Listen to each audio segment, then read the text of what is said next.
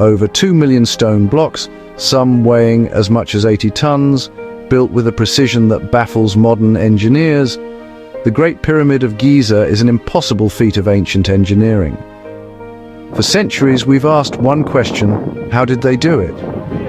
While many theories exist, one of the most ingenious and overlooked involves the power of water. The most common theory you learned in school is that they used a giant long ramp. But many engineers now believe this is impractical. The ramp would need to be over a mile long, requiring more material and effort than the pyramid itself. So, we must look for a smarter, more elegant solution. This brings us to a fascinating and logical alternative: the water shaft theory. This theory proposes that the ancient Egyptians used their mastery of water to do the heavy lifting. They didn't haul the blocks up. They floated them up inside the pyramid itself as it was being built. Here's how this ingenious system might have worked.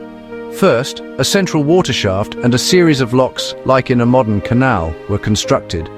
A huge stone block would be brought to the base and attached to a float, or caisson.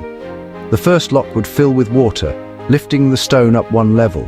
Then, the top gate would open, the block would be moved to the next chamber, the gate would close, and the process would repeat, lifting the stone level by level up through the heart of the pyramid. Once at the correct height, the block would be floated out along a channel and precisely placed. This theory accounts for the incredible speed and precision of the construction. Is there evidence? Archaeologists have found evidence of water channels and potential lock systems at the Giza Plateau.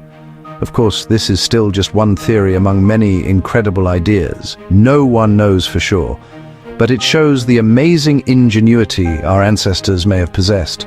The Great Pyramid remains a testament to human ambition and mystery, a puzzle written in stone that continues to capture our imagination.